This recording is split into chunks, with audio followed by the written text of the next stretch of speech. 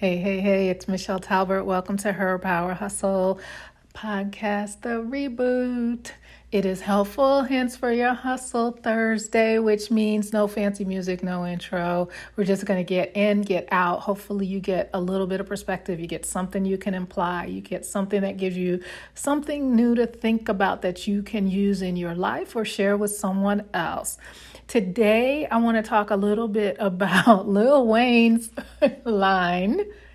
Real G's move in silence like lasagna, right?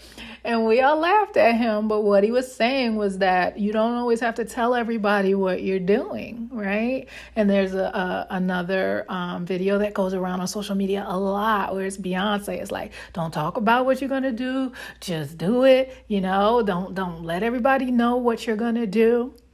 But of course, we're small business owners, so we know that there's a marketing piece to the things we need to do. We know that, look, Beyonce is the queen of marketing. Be clear, right? She knows how to capture an audience's attention and convert them into buyers.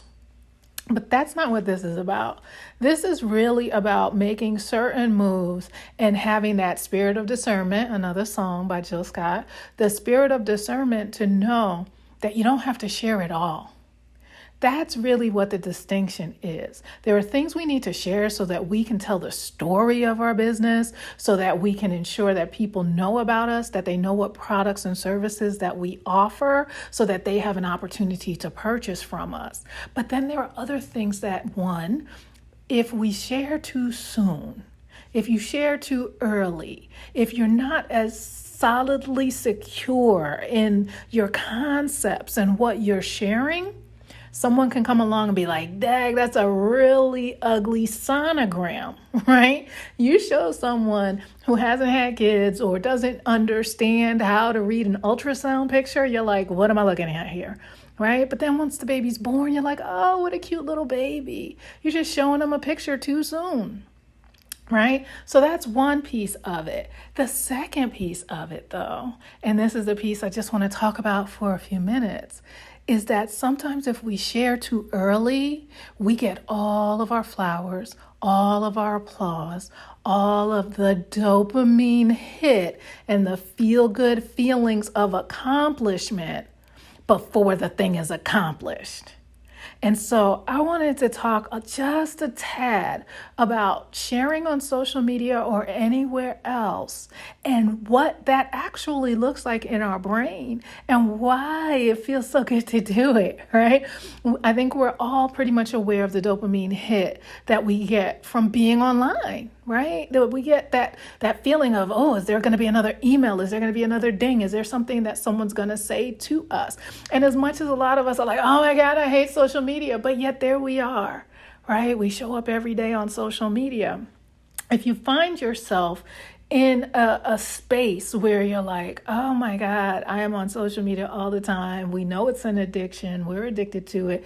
The dopamine is not actually coming from being on social media. Scientists have found that it's coming from the anticipation of what we may find once we're on social media, right? And so when you couple sharing before you've created and getting an applause then with getting online, getting on social media and getting that dopamine hit, right? I think we've all seen where people make announcements and then you're like, hey, what was that thing you were talking about a year ago you said you were going to do, right?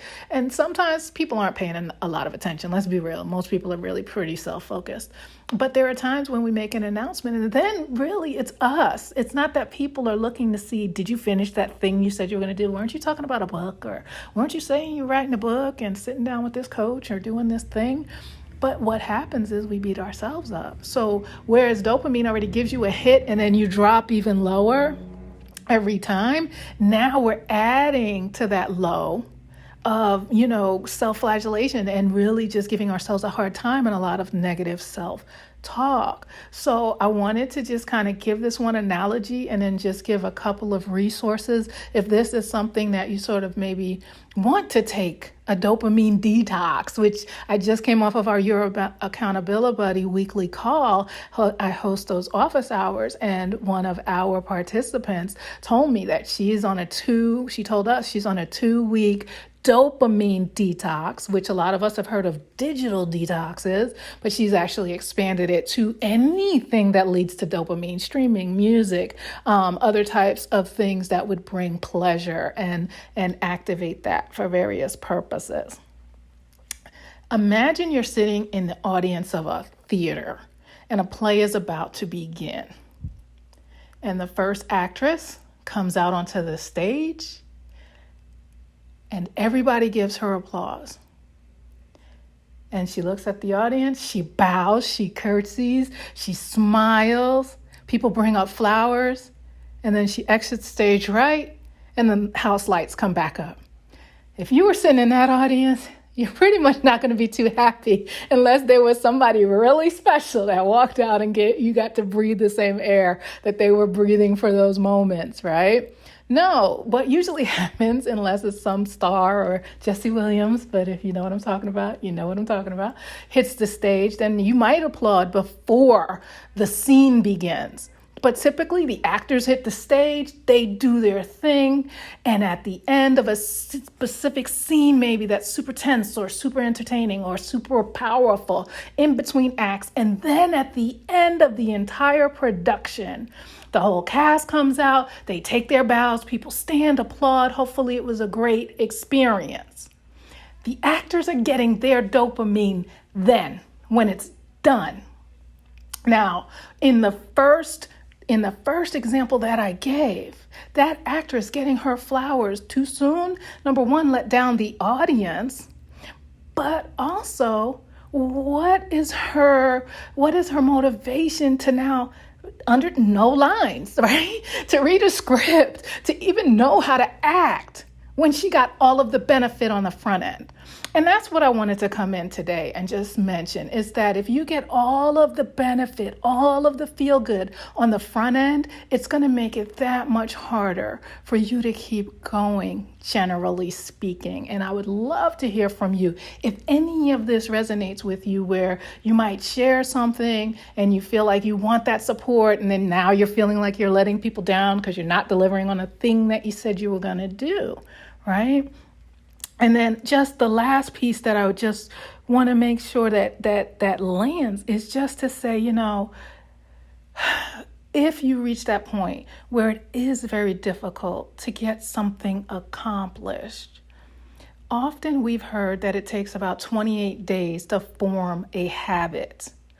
That is actually incomplete. Scientists found that it takes between 28 and 254 days to actually form a habit.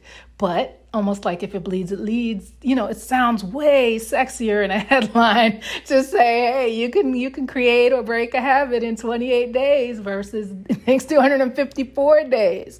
Right? And a lot of us don't know that it can take up to 254 days to actually create a habit. So now we think it's supposed to take 28 days to get the thing done. We don't necessarily now have any kind of reward on the other side other than the reward of getting it done.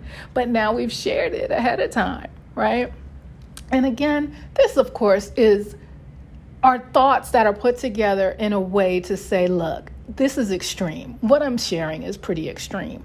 But if you think about it, and if you look at certain posts, and if you see the way certain people, share on social media, this isn't really that far-fetched. And maybe you've even done it yourself. I know I have, right? Where you share too soon, you have a great idea, and you're like, I want buy-in. I want other people. Hey, do you think this is a good idea? Right? And then people are like, yay. And then a couple days later, you're like, that actually was going to take more than I thought it would, or whatever that looks like. So The purpose of today is just to introduce you to the concept, if you hadn't heard of it before, that there is something called an actual dopamine detox. And if you want to read anything more about sort of looking at dopamine and its effects, especially with regard to digital and other means, there's a book called Dopamine Nation that you can check out. And I also want to give you some grace to know that it can take anywhere from 28 to 254 days to form an actual habit. So if you're struggling with something, if you're challenged with getting something done, if you can't figure out why you can't just quote unquote stick to the thing you want to get done, give yourself some grace, because more than likely it hasn't been 254 days. And an excellent book on that is by Steven Pressfield called The War of Art. I hate that when I get it backwards, but okay. It's by Steven Pressfield and it is called The War of Art. It's an excellent book that talks about the resistance we face whenever we want to get something done. Right? So hopefully this is helpful. Hopefully there's been some nuggets in here. I just want to keep this definitely under 15 minutes and we're there. So no fancy intro, no fancy outro. I look forward to seeing you on the next episode, the regularly scheduled episode. Feel free to connect with me by leaving a comment in the comment section wherever you're listening to this, or connect with me on social media at Her Power Moves.